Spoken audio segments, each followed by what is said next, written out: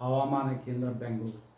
ನಾನು ಮುಂದಿನ 5 ದಿನಗಳವರೆಗೆ ಕರ್ನಾಟಕ ರಾಜ್ಯದ ಹವಾಮಾನ ಮುನ್ಸೂಚನೆಯನ್ನು ಸಂಕ್ಷಿಪ್ತವಾಗಿ ವಿವರಿಸುತ್ತೇನೆ. ಇಂದು ಕರ್ನಾಟಕ ರಾಜ್ಯಾದ್ಯಂತ ಎಲ್ಲ ಜಿಲ್ಲೆಗಳಲ್ಲಿ ವ್ಯಾಪಕವಾಗಿ ಮಳೆಯಾಗಿದ್ದು, ದಿಢೀರನೆ ಎಲ್ಲ ಜಿಲ್ಲೆಗಳಲ್ಲಿ ಗರಿಷ್ಠ ಉಷ್ಣಾಂಶ ಇಳಿಕೆಯಾದದ್ದು ಕಂಡುಬಂದಿದೆ. ಈಗಿರುವ ಹವಾಮಾನದ ಸಿನಾಪ್ಟಿಕ್ ಸ್ಥಿತಿ ಏನೆಂದರೆ, ಬಂಗಾಳ ಉಪಸಾಗರದ ತಮಿಳುನಾಡು ಹಾಗೂ ಆಂಧ್ರ ಪ್ರದೇಶದ ಕರಾವಳಿ ಎತ್ತರ ಸರ್ಕ್ಯುಲೇಷನ್ 1.5 ಮತ್ತು 5.8 ಕಿಲೋಮೀಟರ್ ಎತ್ತರದಲ್ಲಿ ಇದೆ. ಅರಬ್ಬಿ ಸಮುದ್ರದ ಕರ್ನಾಟಕದ ಕರಾವಳಿ ಹತ್ತಿರ ಮೇ 22ರಂದು ವಾಯುಭಾರ ಕುಸಿತವಾಗುವ ಹೆಚ್ಚಿನ ಸಾಧ್ಯತೆ ಇದೆ.